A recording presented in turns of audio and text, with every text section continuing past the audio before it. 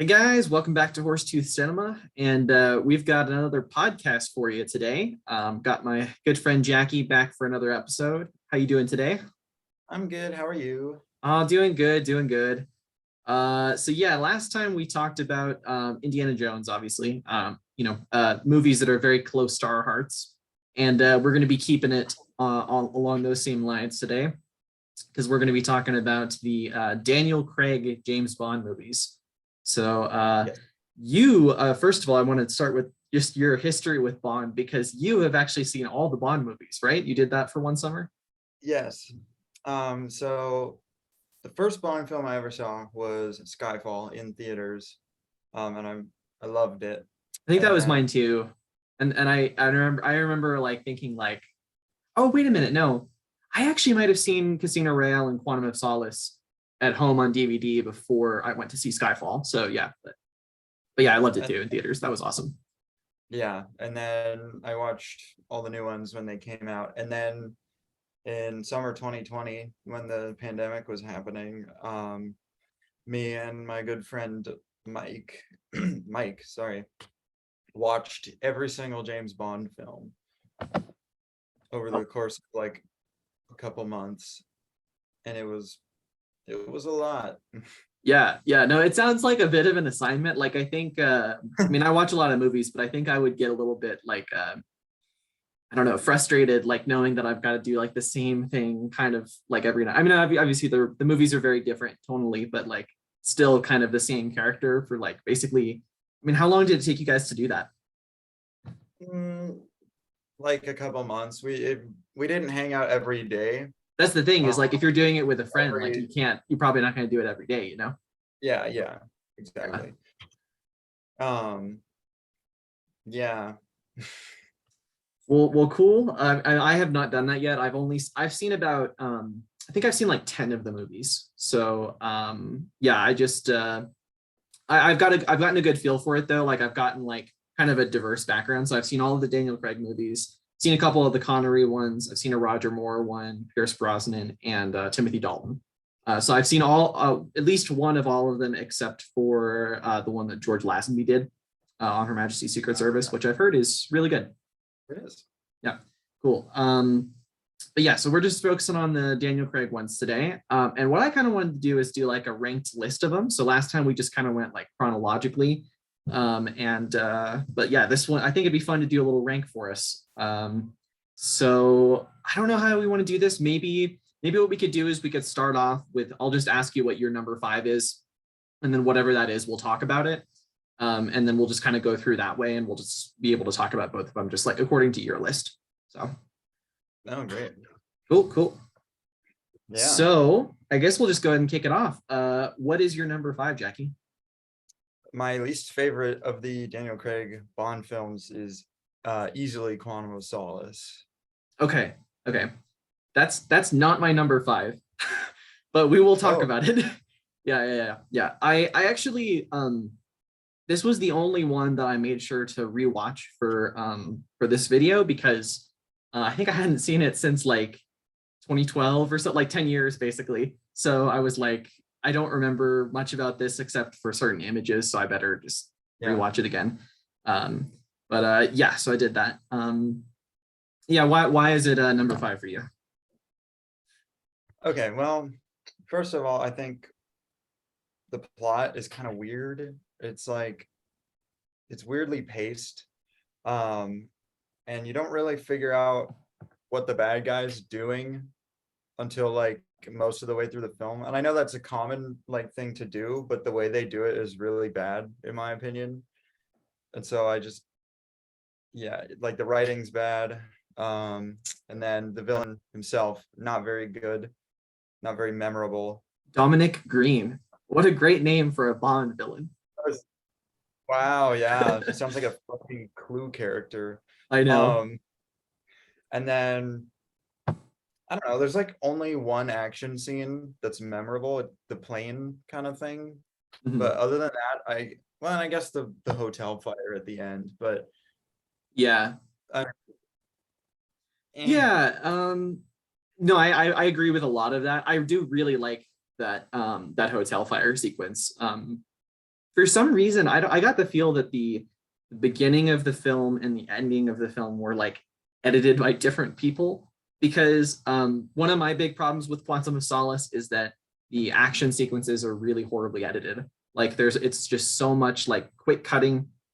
It reminds me of like watching like a Taken movie or a Jason Bourne movie. Yeah. But like one of the kind of worst Jason Bourne movies, like maybe the fourth one or something.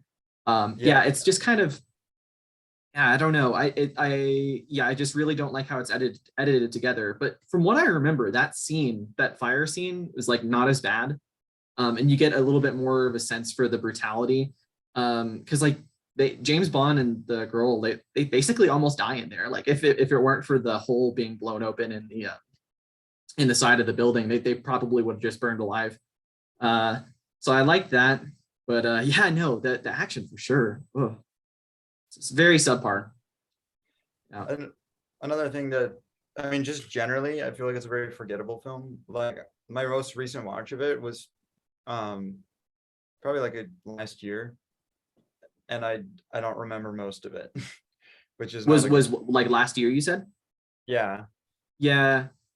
No, I mean, fair enough. Like no, I watched it like a week ago, and it still isn't like the most memorable thing in the world. So the reason it's not number 5 for me is because I noticed some things that I actually liked that I had never really thought about before on this recent rewatch. And really the two things that stuck out is that I like, kind of similar to Casino Royale, I like how violent it is. Like I like how, especially for a Bond theme, it is pretty dark, and it is kind of not afraid to get mean with how it like portrays a lot of that stuff. I like how Bond, like he meets that girl in the hotel who's basically just supposed to make sure that he doesn't do anything like crazy, and he just ends up sleeping with her and stuff, and he ends up getting her killed in a really brutal way. It basically is like an homage to Goldfinger, like the woman covered in gold, and instead she's covered in oil. I think like M says like something like she's got a ton of oil in her lungs or something like that. It's like a brutal image. And just a lot of like, you really feel like Bond is getting hurt through a lot of it. So I like that. And then the other thing that I like about it is that it's I just really like the dynamic between Bond and M throughout the whole thing.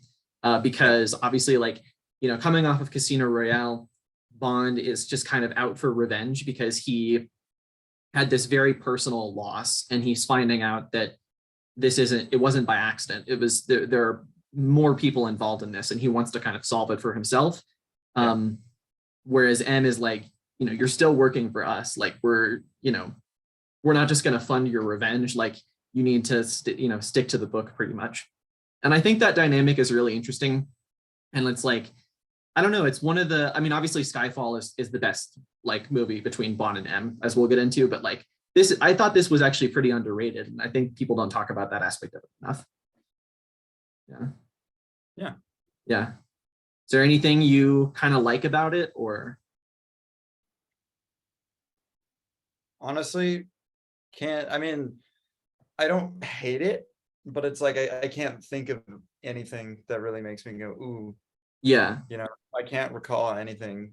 Yeah. I don't even remember any of the jokes. Yeah. There's a lot of there's one-liners in Bond films. Yeah. I mean, the Daniel Craig Bond films are like a little bit more like they're obviously more serious, and they're just very tonally consistent. There's more humor in like No Time to Die, which I guess we might talk about at some point, but yeah, it is kind of lacking in that. As we'll get into when we get to like what my number 5 is, like it was really close actually between these two movies. But I've definitely seen like worse Bond films. Like Die Another Day is just fucking awful. Like it's like, I don't feel like Quantum of Solace is like that Oh bad, no, you know? all of the Daniel Craig Bond films are better than most of the previous Bond films. Well, yeah, because like Roger Moore had like a 7 film run, and like by the last 2, it seemed like they were really just kind of reaching for like they were just letting him be like as creepy as he wants, like at the age of like 60 pretty much, like just hit him at 60, just going after the same like 20-year-old women, and Yeah. just really cartoonish stuff. Like No. it's, it's, I think it's definitely a case of like camp didn't work as much. Like there's campy Bond films that work, but a lot of those later Roger Moore films, and especially Die Another Day, like just don't work at all. Yes. Yeah. Yeah. Right. But Should we that's get your to the number next- 5. Okay, cool. So my I guess I'll just mention what my number 5 is, and then we can move on to Oh your yeah, number that's 4. right. Sorry. My number 5 is Spectre. But we'll talk about that a little bit more, I guess, whenever we get to Spectre on your list. So what I is think your I know number your 4? exact ranking, actually, but I'm not gonna say it. What's I that? don't want to spoil it. I said I think I know your exact ranking, but I'm not gonna say it because I don't want to spoil it. Oh, I think I know yours too, but like yeah, no, we'll not spoil it for the people watching. Alrighty. My number 4 is No Time to Die. Oh wow. Okay, I was wrong. I was Wow. interesting. Yeah. Yeah. Okay, we can get into it then, because I'm a little surprised. This is higher on my list, but yeah. So why is it as low as it is for you? For me, I really didn't like what they did with Bond. Like I know that might sound kind of dumb, but like, and I know they're trying to like go back to the George Lazenby on Her Majesty's Secret Service, where they're like, oh, Bond actually can have feelings, and like Yeah. settle down with somebody instead of just sleeping with every single woman he comes across. Yeah. Which is nice. But the way they did it, it just feels weird. And then, I mean, obviously, probably a spoiler warning at the beginning of this video anyways, but like spoilers, Daniel Craig's Bond dies at the end of No Time to Die. And the way they did it just it almost felt like a superhero film to me at the end. And I really didn't like that. Thought it was, the way they did it was cheesy and Just in terms of like how they focus on him and he's like calling Madeline at the same time, or yeah, I don't know. To be fair, I've only seen it once.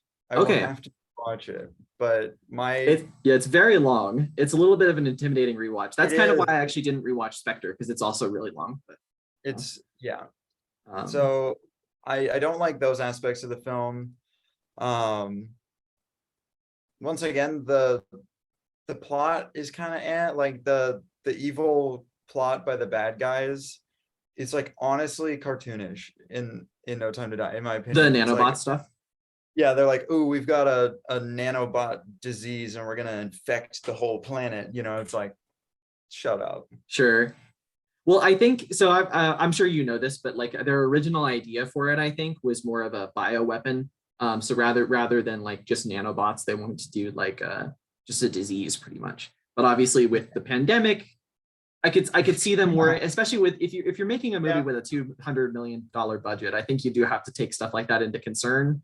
I kind of wish they had done that anyway, because like, let's be real, it's a James Bond movie, and we were all kind of dying to go back to the theater at that time. So I think the movie would have done just fine. But yeah. I get it. I get why they were like, maybe people wouldn't be stoked about that. I mean, there's just a lot of aspects of it that I mean, like what you mentioned, like you're certainly not alone in that. Like I don't think this is a that well liked of a movie for Daniel Craig's tenure. But yeah, and I kind of agree in terms of like yeah, I agree the nanobot stuff is kind of dumb. But at the same time, it's like it's dumb in the way that I can go with for a James Bond movie. Like there's a lot of like really stupid stuff throughout a lot of the James Bond canon. I kind of liked the aspect that they sort of took it seriously, just because it allowed the sort of workings of the film, like the structures of it to kind of work better. Like the idea that they took this as a serious threat means that the basic plot beats can go forward. We can kind of get more into the emotions of the characters and the tension itself, rather than like some of the other campy Bond movies sort of have stupid elements like that, but there's just no tension because like the film treats it as stupid, and so it can be fun, but it just doesn't have the impact of like how it does in No Time to Die, at least. So I was okay with it. I guess the aspect that I'll sort of more agree with you on, though, and I don't know if you mentioned it yet, is just the villain is kind of lame. Yes, I was gonna get to that. Yeah. Yeah, like I don't really like I'm not a big fan of Rami Malek as an actor, and I just kind of thought that what he did with the like just it was more the writing of it though. Like the writing is just kind Yeah. of like eh. Like Yeah. I like clearly this villain has a motivation, like he has a tie to Madeline and therefore to Bond as well, but it's like it's just a little bit too loose for me. Like I kind of would have wanted Yeah. more build up there between the characters, especially considering how long the film is anyway, you know. Yeah, they there's that scene at the end where they're at his big complex, which is another kind of stereotypical Bond villain thing, is that they It have is this really cool looking though. complex. It is cool. Yeah. They're at his complex, right? And he has like James Bond's daughter, right? And he's like being all creepy, but like, and they try to play it off, or clearly Rami Malek is really trying to be menacing. I didn't find his character menacing in any way, shape, or form. I was just sitting there like, okay. I thought it was less maybe it was less the character being menacing than it was just the situation is scary. Like obviously, like I believe, like from what they had shown earlier in the film, I did believe that like this guy would kill a kid. You know what I mean? Like they'd Well, like yeah. yeah. Even though he ironically didn't kill the kid in the opening, but like still, you know what I mean? Like he has that sort, like he killed Madeline's mother right in front of her. Yeah. And then like chased her out into the snow and stuff like that. But yeah, I understand those like points, and I think what it just comes down to for me though is it just like the two times I watched it, they just didn't bother me as much as they bothered you. And I think like sometimes when we're talking about movies, it's like I'm not gonna like argue that like this is perfectly in place. It's more of just like in the experience of it, it just works for me. So Yeah. I guess I don't yeah. Sorry, go ahead. I just want to say I don't want to spend too long on this film because we have to get to the others, but so I'll just do my last. And I'm also sorry, I'm only talking about the stuff I didn't like about Oh it, no, don't worry. but I'll get to my last three gripes really quick. I didn't like the music very much. I was Really? disappointed because You're talking about not the theme song, right? Just the Hans Zimmer score. Hans Zimmer, yes. Yeah, okay. Because, I'll half agree with you there. I didn't hate it, but like I wanted more kind of thing. Yeah. because like I'm not a huge fan of Hans Zimmer, as I'm sure you're aware by now. Yeah, but I'm like, not. I like film, some of his that sounds scores. exciting. Yeah. Yeah. Like I really Anyway, like his score for like Dune and for Interstellar, but like when it really feels like he's making his own personality with it and just kind of using weird instrumentation and stuff. But yeah, when he just kind of does his standard, like it seems like he's phoning it in. And it feels like that's yeah, what this movie feels like. yeah. And then number two, there's a really, really small one, but oh my god, what's the CIA agent's name that like connects with Bond throughout Oh, the film? shit. I mean, he's in like Felix Leiter. Felix Yeah, Leiter. Yeah, yeah. he dies. Bullshit. Oh, I like that though, because it's the whole movie. I mean, I'll get into what I like about it because I really like that this whole movie has a very somber, like, tone to it. Like there's a lot of like tragedy throughout, which I think, Yeah. given where the Daniel Craig Bonds sort of start, and also a lot in the middle, I just think it's really fitting. And I didn't mind at all how Felix dies. And I actually rewatching Quantum of Solace and how Felix was kind of like still helping Bond, but he sort of like weren't they kind of involved with like Dominic Green and stuff in that film? Like it was a little bit like the Americans were assisting or something. I don't remember, but regardless, I like how they reconnected after all of these years and sort of like had this sort of broy moment at a bar, and then they actually helped each other out. So I kind of liked how that was dealt with. All right. And then my last gripe about the film is that they fucking brought in Ana de Armas, the badass, Yeah. for 10 minutes out of a 2.5 hour film. Yeah. She should have been in the whole thing. But it's a great 10 minutes. It is an outstanding 10 minutes. I know, it's the best 10 minutes of the film, and it's like, because like in the trailers, you're seeing Ana de Armas and you know that she's in it, and you're like, yes, right? Yeah. And then she appears, and we're like, oh, like Yeah. badass female spy, and then she's like done like 10 to 15 minutes later, it's like, oh, I understand just from a perspective of like you want more, and I guess I did too in that sense. But at the same time, I'm like, I kind of like how they like a lot of Bond movies have these sort of slice of life characters that you just sort of see for like a little bit. They're awesome and then they disappear. But yeah, I don't know. I just kind of think it just worked for me again. Like it's I just thought it was like everything about it felt like of that set piece, the Cuba set piece, and the way she just said goodbye to Bond, like, you know, like let's do it again sometime or something like that. I just thought was really cool.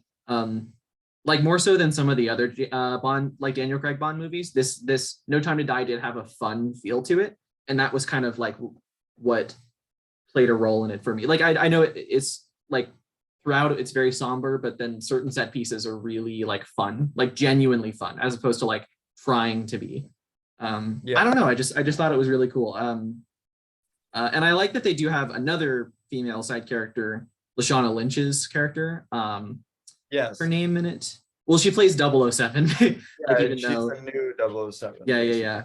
And I But I thought don't that was remember. handled really well. I know a lot of people on Twitter were like complaining that they were like, oh no, we can't have a female 007 or whatever. But I don't know. I thought it was like handled really well for the movie. I thought Yeah. it never felt preachy. It felt like, yeah, I mean, this is a woman like trying to prove herself in a, you know, in a agency that's dominated by men, but it's more that she's just trying to prove herself in a new job. So like I don't know. I thought that was handled really well. Yeah, I liked And it. I think the other reason, I mean, I've talked mostly about why I really love it. There's kind of two more things I wanted to mention. One, the action is just incredible. Like I think, especially that opening and then the Cuba set piece are just some of my favorite things that I've ever seen in a Bond movie. And I'm even leaving out stuff like the Norway like cars flipping set piece. That's really cool. And then I'd love Billie Eilish's theme song. I think it's really, really Yes, good. it is. It's a really good theme song. Yeah, and it captures that again, that sort of somber feel that a lot of the Daniel Craig Bond movies have really well. I don't know. I just think overall, I understand your issues with it, but I just felt like for me it was a really fitting send off for Daniel Craig. But yeah, Cool. I think I've said pretty much all I want to say about it. Alrighty. So I guess so that was your number 4. My Yes. number 4 is Quantum of Solace, which we already talked about. And we kind of got into. So what is your number 3? Number 3 for me is Spectre.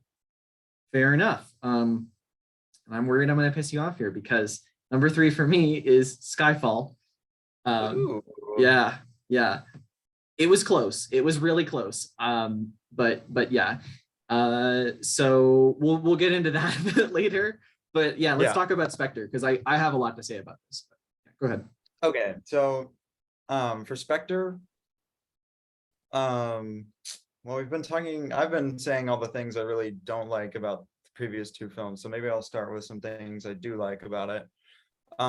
For Spectre, personally, I think the action is pretty good. Like, Yeah. I like the car chase through the streets of that European city. Wait, are you talking about the opening or the one later?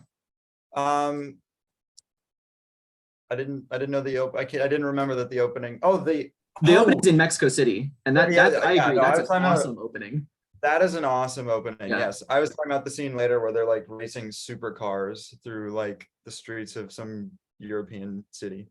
Oh yeah, I forgot about that. Yeah, that's a pretty cool scene. Okay. But oh my gosh, the helicopter opening is really good. Yeah. And then there's one more. I do like the end a lot. With like the old MI6 being like demolished and he has to go in. And I liked that. And then just driving off as well. And like it kind of like they obviously in No Time to Die, they delve a lot more into the romance aspects between those two characters, but like it just kind of feels like a way a fun Bond adventure would end. Like a lot of like the Connery ones and even like Timothy Dalton, like some of those end on kind of the same way of them just driving off. So yes. yeah. And then I personally, I like the villain, especially compared to some of the other villains we got in the Daniel Craig ones, because I think Rami Malek's villain is really mid, and I think Dominic Green, that was his name, right? Dominic Yeah, Green is he's just bad, I think. just bad. He's a terrible Yeah, villain. So yeah. I think oh my God, what's his name? What's the actor's name? Christoph Waltz. Oops. Yes, I think Christoph Waltz, he's really good. He's really scary, especially with the like drilling into Bond's brain stuff at the end. Yeah, yeah, I remember that one. That stuck out. I remember seeing it in the theater, and that was the thing that stuck with me about it, was that scene. Yeah. Yeah, and obviously Christoph Waltz, I mean, just such a great actor. Like, he always, when he feels like he wants an Oscar, he'll pair up with Tarantino. Um, but but yeah, no, like I have a lot of issues with that villain, but I like his acting in it. Like, I think he's very menacing as Blofeld. Where like Blofeld is like the most portrayed Bond villain, I think. And some of the other installations, like he's like just a bit cartoonish. Like, I think From Russia with Love was the first time they did it, and I love From Russia with Love, but there's the scene where he's like literally stroking the cat or something like that. Yeah. And it's just a bit like, I don't know, kind of lame. Like this at least they tried to do more with him. I just don't Yes. like what they did. Like, I just think the thing with I mean, spoiler alert, obviously, but like when they reveal that like he and Bond are like long lost like half brothers, is that right? Or like, yeah, Yeah, I and think it's so. just kind of like, it just feels too convenient. And then just how they try and tie it into everything. I mean, like the idea that Spectre was responsible for, you know, Le Chiffre and therefore Vesper and everything with Quantum, and also Javier Bardem, Silva was involved in that. It just feels a little bit too convenient, and it doesn't feel Yeah. quite earned for me, you know? It also kind of, with the whole everything being connected to Spectre, it kind of makes it feel like, oh, like none of these other villains were like, it Yeah, kind of undermines them, because it's like, oh, they were all connected to the evil corporation. It's like, right. shut And up. I gotta say, like, even like rewatching Quantum of Solace recently, and where they try and tie in the Quantum organization to everything that happened in Casino Royale, even that felt like a stretch for me. I was like, Yeah. okay, that kind of ruins a lot of the impact of everything that happened in Casino Royale. It just feels too convenient. Yeah. So this just feels like a bigger version of that to me. It And almost especially feels like, coming right off, like, I guess the biggest reason why I have this under Quantum of Solace is just that they were coming off well, like it's the same director as Skyfall, and I obviously I don't think Skyfall is perfect in terms of the writing, as I'll get into, but I think that this is a big step down from that. yeah, that's fair. Yeah, trying to think of anything else. Um, oh yeah, there's that whole dynamic as well with like, now that M is gone from Skyfall, you have a new M, and then you have this big subplot between M and, I think they call him C. Is that his name? The guy that basically is I trying to think like, so. yeah, he wants to like take over MI6 with technology, something like that. And I just remember thinking that whole section of the movie just took me out every single time, because I was really interested in what they were doing in terms of, you know, the Bond dynamic, but I was just like, why? I don't know. Like, it just really took me out of it. Yeah, and it's also kind of weird because it almost feels like a anti-technology message. Like, what? No, when did this film come out? 2015? 2015. Yeah, it's like, Yeah. come on. Yeah. No, I mean, especially for a Bond movie, I mean, like, they're so like dependent on the gadgets and stuff like that. Obviously the Daniel Craig ones kind of stray away a little bit more from those, like the kind of campier ones kind of go overboard with the gadgets. Obviously you have the invisible car in Die Another Day, but like Oh shit. One thing that you might have noticed, even though you haven't watched all the Bond films, is that there's like a archetypal character in Bond films of like the henchman who is really big and like unstoppable. yes, And Dave Bautista's like version of that in this film it's kind of funny. I like it. I like him a lot. Like it's good. Like the yeah, fight on the train it's fun. where in the kitchen on the train, I really like that. Yeah, and just Batista in general. Like there's a lot of actors like yeah, like there's a lot of actors like The Rock and people who are like former wrestlers and then try to be actors. I just never feel like The Rock is actually like putting in a real performance, and like he just kind of is just there to quip and collect a check. Whereas like Batista like seems like he's really into the role, like every chance he gets. Like his one scene in Blade Runner 2049 is just awesome. And and I really like him in this. So and obviously like Guardians of the Galaxy, like he's in a lot of, he's really good in the stuff that they put him in. So so he's one of my favorite aspects of the movie. I'm trying to think of, so I mentioned the two big things that I don't like. The other little thing that I wanted to tack on is I don't know how you feel about this, but I think the theme song is really lame. It is. It's not good. It's not great. Yeah, especially given that and you were the one that told me about this. I didn't even know this, but Radiohead, or is it who was it from Radiohead? Like the lead singer of Radiohead, just like he recorded, or maybe it was just the whole band. They recorded a song called Spectre that I think is speculated to have been like the theme that they were going to use for that movie. And it's so much better. Like, oh yeah, no, it actually like it just straight up is like they were hired and they wrote that theme and it got rejected for some reason. Like, because it's way better than what Shawn Mendes did. I know. Wait, is that who it was? I believe it was Shawn Mendes. Here, no, I think it was Sam Smith. Maybe you're confusing it with Sam Mendes, right, the director. Yes. Or I don't know. But Shawn, I always mix up, for some reason I always mix up Shawn Mendes and Sam Smith. I'm always like, oh, Shawn Mendes, the singer? Yeah. No, fair. Yes. But like so like both of the songs have a similarity in that they're also going for like this sort of somber tone for it. But which I think works because like Blonde is getting older, of course, but like the Radiohead one feels like it genuinely fits that really well. Whereas the Sam Smith one just feels like whiny. I don't know, but like that's the vibe I get from it.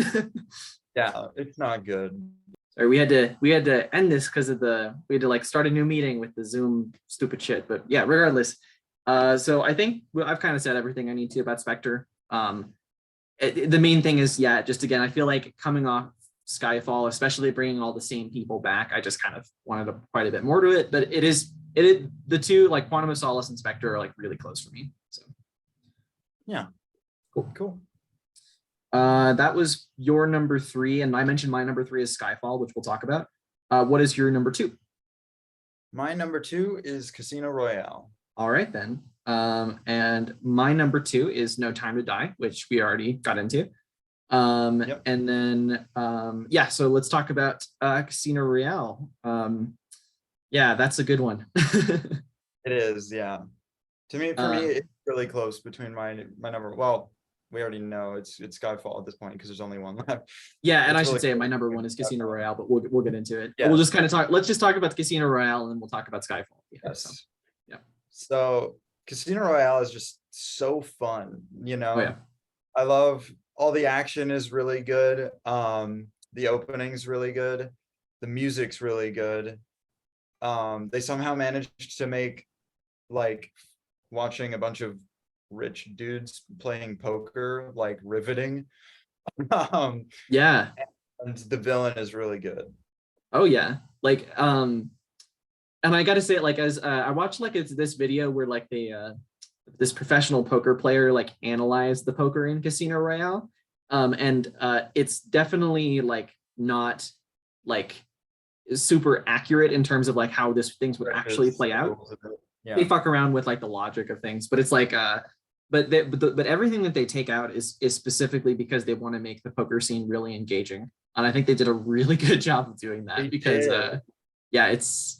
there's just so much like tension there's the scene where there's the part where you think Bond has Lashif beat, like he goes all in, and then he realized that he just kind of let his emotions get the best of him, and Lashif actually beats him, and he has to buy back into the game to eventually beat him, which that part's great. Yeah, I think the reason I like this one the best is because it just feels like such a statement about Bond as a character. Like, I mean, especially coming off a lot of the Pierce Brosnan movies. Pierce Brosnan in general, he has a lot of different aspects of Bond, the character. Like he's got a lot of the charm that Connery had. He can be funny at times, like Roger Moore was. He has that kind of brutality that like Craig and Dalton have, but he doesn't really have a defining thing for himself. And a lot of those movies, I've seen a couple of them, they just kind of feel all over the place. And obviously Die Another Day was the fourth one. And it's just kind of, yeah, it's one of the worst Bond movies. It might be the worst Bond movie, I think, that I've seen. So this was definitely a statement of like, okay, we're going to take things back to basics. We're going to really try and adapt this as like the character that Ian Fleming wrote about in his books and kind of go back to what Timothy Dalton was trying to do with those movies. And for some reason, it just worked. This Bond clicked with a lot of people because the Timothy Dalton movies were not successful. I think both of those were kind of flops, especially License to Kill. But yeah, I don't know. It just has that really like those brutal sequences. I mean, it opens with like him just drowning a guy in a bathroom sink.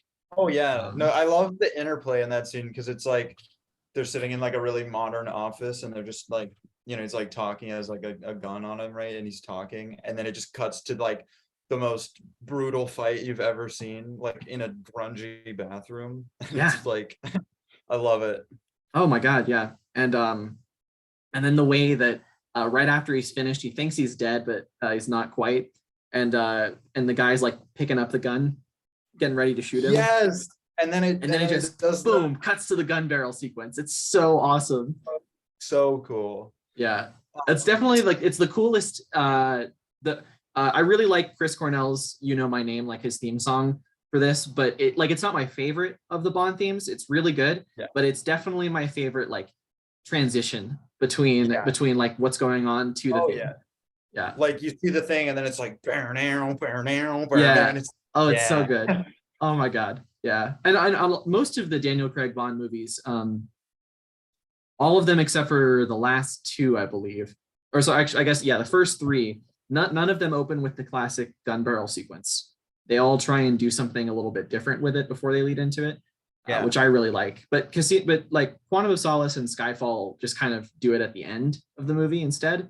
Whereas I really like how Casino Royale just kind of just flips your expectations, but then just goes right into this sort of classic Bond thing that we know. Oh yeah. And then I guess, I mean, I'm sure you'll probably agree with me here, but I love the Bond girl. I love Vesper.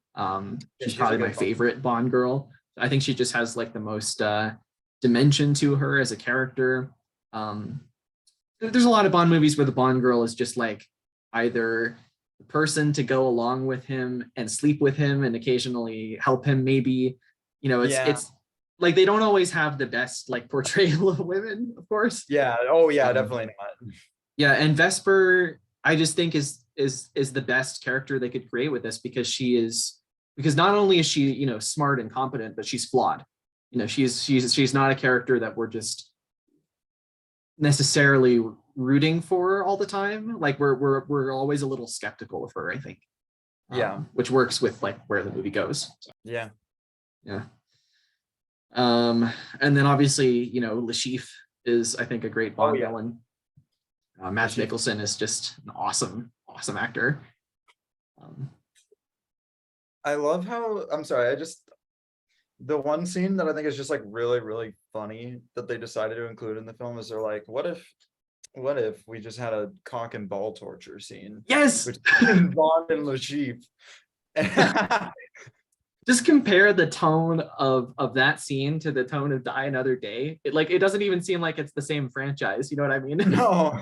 Like, it's funny. Oh my God, such a good scene. Like he's just like, I think my favorite part in it is where he starts like he's like wincing and crying, and then he starts laughing, and then he's like, what's so funny? He's like, the whole world's gonna know that you died scratching my balls. Oh, so funny. So good. And I mean, yeah, I mean, it's that does go along with what I was saying about like the brutality of it. Is like I can't even see like License to Kill is a brutal movie for Bond, but like even that, like this goes, I think, way beyond like Oh even how yeah, dark those wanted to go. yeah, for sure. Yeah. And it's just I don't know. I think it's a really the biggest thing for me too is that it's just a really great arc for Bond. How he starts off as like this sort of you know Reckless. young sort of agent, like just kind of kind of a yes man almost, and then he meets Vesper, who kind of eventually warms his heart a little bit, Mhm. and to the point where he's kind of he's by the end of the movie he's thinking about giving it all up, like retiring at a very young age with all this money that they have Oh yeah. and just throwing it all away. Very similar to like, isn't that kind of similar to how On Her Majesty's Secret Service is going to end? Um, kind of. They don't. Any of that stuff is like at the very end of the film. Oh, okay, It- okay. So Yeah, it's different. And also the. I mean, do you know how that ends? I know how it ends. I don't know how, like, I don't know, like, because there's a wedding, right? And then she gets shot. Mm-hmm. Yeah, okay. That's Yeah, basically all I know. yeah. So and also yeah, that kind of like the tragedy is a lot different because in that one, like they get married and she's like an actually like totally good person, like no, Yeah, I mean, I can't remember if she's flawed or not, but then she just gets cruelly taken away, right at the end of the film. right. But then in Casino Royale, it's more like, oh, you know, she double crossed Bond Oh, and yeah. then she kills herself. So it's like, Yeah, and it's damn, complex because like she double crossed him, but she obviously like she didn't want loved to him. really, and she kind of did her best to save him. Kind of throughout, especially like when it comes to like what actually happened at the casino, things that Bond didn't even know, like when he's getting tortured by Lashif. The reason that he was able to get out of it all was all because of Vesper. Yes. Yeah, so that's great. Yeah, I don't know. I love this movie. Is there anything else you wanted to add? Um, I think I briefly mentioned this, but I fucking love all the action scenes in this. Like the chase in I don't remember like where almost any of this is, but like the foot chase where they go through all the construction. I think That's it's really in cool. Africa. I think it's in Madagascar, I want to say. Okay. I really love that scene. And then the plane like truck chase thing, that's all really good. Uh Yes. and then the end with the sinking building in Venice and like the shoot. It's like they're all like really smart, you know? Yeah. They and it does have kind of a similar like I mentioned the brutality, but also just it is fast paced in the editing, similar to how Quantum of Solace is, but it's actually like coherent. It's Like coherent. it's Yes, yeah, that's it's the thing. like I like the opening of Quantum of Solace, like I forgot how bad it like literally the opening like 20 seconds, it cuts right to this like car shootout in a tunnel, and it's so bad. It's so like horribly edited. Like it just goes right into it. And yeah, Casino Royale. I mean, it is fast paced, similar to the Jason Bourne movies, but it does flow a lot better, I think. And it's just yeah, like all and everything like you mentioned, everything feels like a set piece. It never just Yes. feels like this is all just nonsense blurring together, you know? Last thing I want to say about the action that I skipped over because I forgot is that Yeah, this film does revert a lot revert a lot of expectations. yeah. Sorry, forgot how English worked. And and one of those aspects is like when they basically at the end of the whole casino thing, when Vesper gets taken or taken, I guess. Does she? I can't remember if she actually gets kidnapped or if she's working with them. But anyways, it's like he hops in the car and he, zooms up and it's like, oh, we're gonna get a car chase. And then like maybe 20 seconds later, like, he swerves to avoid her because she's in the road and he crashes. I Yeah, think it's like, a good kind of like twist because it's like there's always a car chase in Bond films, right? yep. So I mean, we Eh, got that at the airport, but then he gets in the fast car and it's like, oh, here we go, and then it's immediately over. So I think that's cool. oh yeah. That's an awesome sequence. And that's and the the flipping car is done all in one take. They only needed one shot of it. So like you'll see a lot of movies where they do a car flip, and I don't know, this is kind of like a classic Michael Bay thing to do, is just show the same thing from like 5 different angles, and it's just kind of pointless. But they just show one shot of the car rolling, and that's it. And I just thought, I was like yeah, it just shows like how much confidence they have in the filmmaking. I don't know. Yeah, it's great. Mhm. So yeah. So pretty much what I'm getting from you is that you can't really like say anything bad about this movie. It's just not your number one. Like, No, I didn't, literally nothing bad about this film. awesome. So yeah, let's get into Skyfall, which is my number 3, but it's close for me between Skyfall and No Time to Die. I think on my letterbox they're both like 4-star movies for me. It's really close, but we'll get into it. But I do really love Skyfall, and it was kind of my theatrical introduction to Bond. So Exactly. yeah. All right. So about Skyfall, Yeah, since this is your number 1, I'll let you kind of go off on it for a bit. It's one of those things where for me, like everything just works and it feels like special. Like I don't know. Like the whole intro is really exciting, and then Bond gets fucking shot. It's like, oh shit. Yeah. Obviously we're not gonna die. But then it goes right into, of course, Adele's amazing Skyfall theme. Oh my god, so good. I listened to that. Like I have a few Bond themes on my like movie score soundtracks playlist, but that's one I listen to quite a lot still. Yeah. And then after all that, I love the kind of Bond is like, he's like, he kind of lost his talent, and he's a little old, so he has to like, like he's going back through the training and stuff, and he's like not good enough to be a field agent, basically. Mm-hmm. I kind of like that dynamic of like, oh, we've never seen Bond, at his absolute lowest, right, in terms of like ability. And then of course I love the villain. It's such a good villain. I think he's my favorite Bond villain. Like because so effortlessly like creepy and fun, Oh yeah. Like, oh, he's super creepy. I remember like I was like 12 when I saw it, and the moment where he is showing like the damage that the cyanide capsule did to him, and he takes out his like false teeth and it like peels back his entire face. Oh, so good. Yeah. I mean, because there's like, a Bond villain being disfigured is such a cliche, but I don't know. I just love this one. Just feels so rooted in things that could have actually happened. And I also really like I guess it's kind of hard to explain, but they make him feel like really smart. And I mean more like, and instead of it, a lot of films will be like, oh, the villain is like 8 steps ahead, but I think they do that really well in this film, especially like when he escapes from agency and goes to kill M. I don't know. I just think it's really cool. And then yeah, that is you said it exactly right. Like he always does feel like one step ahead of MI6 or Bond or anyone. Like, and that's part of what makes him a great villain. Like he's vulnerable. Like they get into a lot of his backstory with MI6.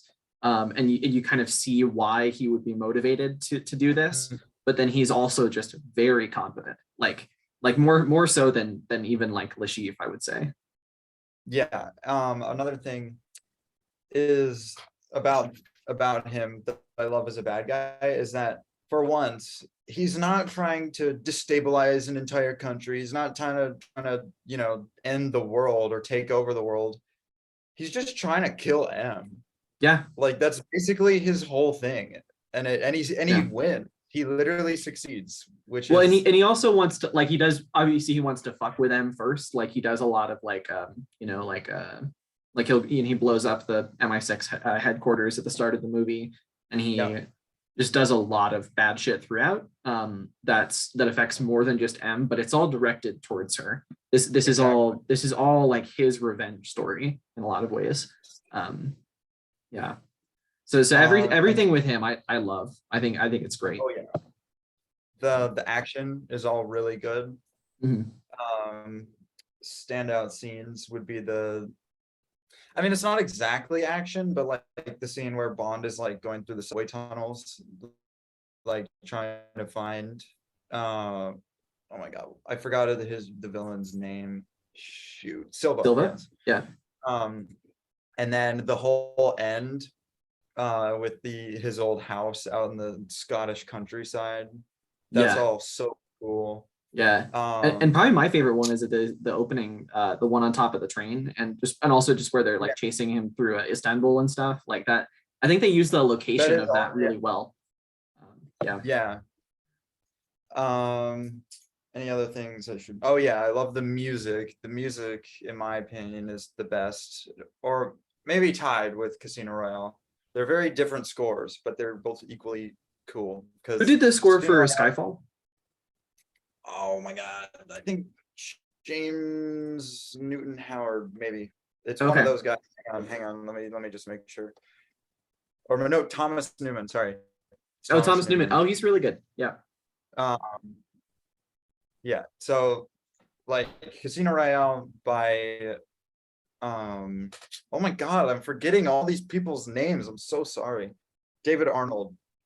Oh, the score for Casino Royale. Yeah. No, that's awesome. That's an awesome. That score is really good, and it's very like big or orchestral and like really fun. And the score for Skyfall is a lot more subtle, and it does use orchestra, but it also uses a lot of like modern stuff in it, and I think it's a really good like modern score.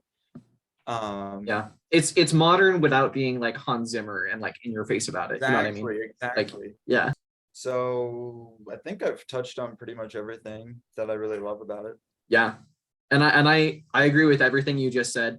Pretty much.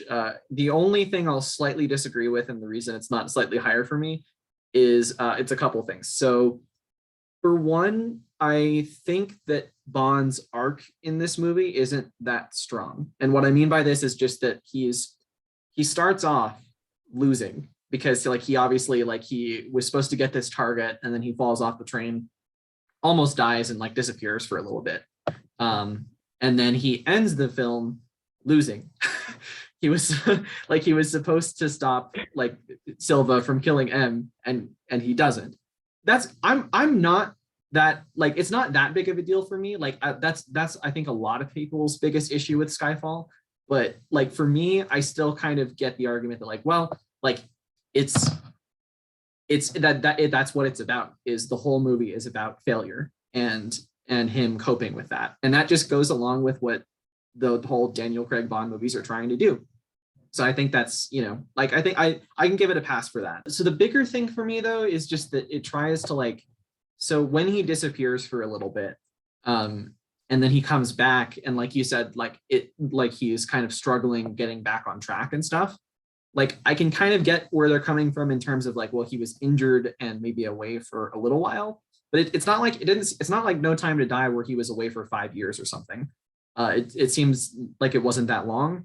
And it feels like they're trying to make a statement about Bond's age, which is just like diegetically, like just in terms of the flow of the entire saga, just doesn't make a lot of sense because like Casino Royale, obviously he's just starting off, and then Quantum of Solace is directly after Casino Royale. And so theoretically Skyfall picks up from there, and it's like he's old already. It's like that part of it just is a little odd for me. That's a good point. Yeah.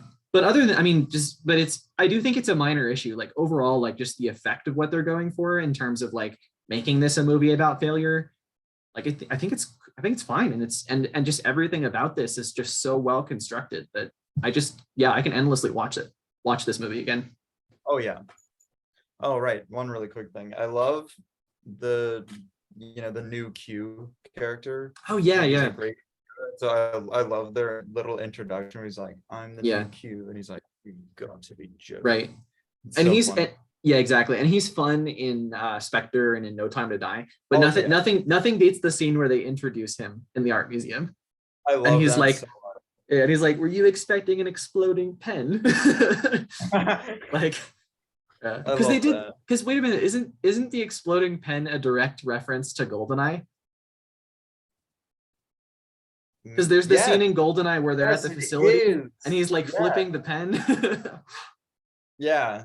it is a direct reference to that. Yeah. I love Wow. Okay. Yeah. No. Q is an awesome character. I really love the Q that they used in the earlier Bond films too. But it does feel like he always feels like this really I don't know, wholesome old grandpa who just has all the gadgets. But that's kind of his purpose, is just to have all the gadgets. Whereas like this Q is like more in the operations of like what they're doing. I don't know. I especially like, and there's a little bit of a friendship as well with he and Bond, kind of that they also emphasize in No Time to Die, which I really like. So yeah. But yeah, no, Skyfall, great movie. So I think so that completes our list. I'm trying to think. I think maybe we want to say a little bit just in general about how we feel about the Daniel Craig era of Bond. Just kind of closing statements or anything. Can you go? Well, I would say that personally, the Daniel Craig Bond films are like the best genre, or I guess era of Bond out of any of them. With the original Sean Connery Bonds, coming in not close second, but like second. The thing that really separates the two is that the new films, well, first of all, they bring Bond successfully into the modern era, right? They turn him into less of a womanizer. He's like way better, about that in the new films. Yeah, I mean, to me, like that stuff, it feels like it's still there, like especially in Casino Royale and stuff like that. But it's and like the moment in Quantum of Solace as well, with the woman who's just there to make sure he doesn't do anything bad. But like, it feels less like they want that they're like, want you to be on his side. It feels like they're just kind of stepping back and saying, this is who the character is, and you are free to judge him. But like, it's all up to you, kind of thing. And the Sean Connery Bonds, they're really fun, right? And they're classic. They got a lot of that, cheese that you were talking about, but it works so well. But yeah, I just prefer the Daniel Craig films. I like the more serious tone that they have. Yeah, me too. I mean, like nobody's as suave as Sean Connery. I'll put it that way. Like he's so like in terms of just capturing that aspect of Bond and like striking a good balance between like serious plot that makes the movie work, but also like it's really fun. Like those probably do it the best. Like I love From Russia with Love. It's such a fun movie. It's so like, I mean, aspects of it are a little dated, like, but to me, it just feels like an exploitation movie a little bit, just like very much not just trying to exploit these aspects of like violence and sex and just making it all really fun together. But it's just kind of like bad taste sort of thing, but it works kind of for me. But like you said, the Craig ones are modern, but in a way that doesn't like throw all this stuff in your face. It just feels very natural. And yeah, I mean, it just is a great adaptation of like the book version, like the serious, like somber character. And I will say, I would, if I was given the choice between watching either Quantum of Solace, well, because I do want to watch No Time to Die again. So if I was given the choice between watching Quantum of Solace and any of the Sean Connery, like the original 4 Sean Connery films, I would pick any of the original 4 Sean Connery films because I love all of them. But overall, I like Daniel Craig's Bond better. Yep. Yeah, I would say me too. It's actually a little bit close for me between, so like I like the Daniel Craig Bond movies the best. Mainly just because like Casino Royale is like a 5-star movie for me. Like I love it so much. But and then a lot of the other ones are really good. But Timothy Dalton, just as a portrayal of Bond, he's really close for me between him and Daniel Craig. Like I love what Timothy Dalton did with the character. Probably have to get into that in a video someday, but maybe one day we'll just like I'll finally just watch all of the movies and then we'll just do a full ranking of all the movies. It'll be like a 4-hour podcast. Oh God. Well, cool. This was a lot of fun. I really enjoyed doing this kind of stuff. Like Indiana Jones was a really good time. Obviously, that was like somebody we grew up like playing the Lego video games and just watching the movies all the time. And Bond has been like Yeah, a similar thing for us, just bonding as friends. So oh yeah, Bond is definitely, the new Bonds are definitely one of those like, really fun new stuff. Like yeah. every time when a Bond film was coming out, we were like, let's go, I know, like we always went to see that, like we went to see Skyfall and Spectre, I think, with you guys, I think. I think so, yeah. And so I was kind of bummed when No Time to Die came out, and I like we were both in college at the same time, and Yeah. we couldn't all go together, but yeah. So yeah, thanks for coming on again. I really appreciate it, and we'll do this again sometime soon. I'd like to do more of these kind of things. Trying to think what we might be able to do next. Like, any ideas? Well, I was thinking, and we probably wouldn't want to do this one immediately after this one because it's a very similar genre, but I also kind of wanted to talk about, do a ranking of Mission Impossible films.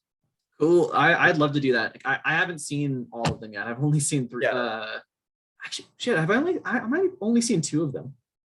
Oh my God, really? Yeah, So because you've I think seen the first one, we watched that, and you've so. I seen watched Ghost Protocol in theaters, and Yeah. then we watched the first one together. And I actually think those are the only 2 I've seen.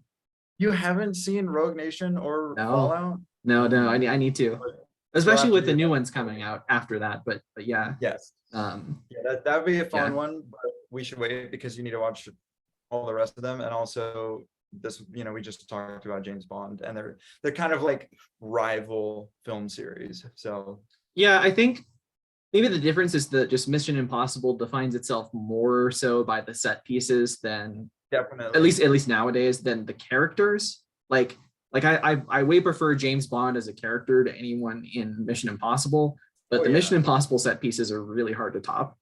they're just so fun. Yeah, for So, sure. yeah, that'd be a really good topic. Do you have any other ideas? We'll come up with something. Oh, Yeah, awesome.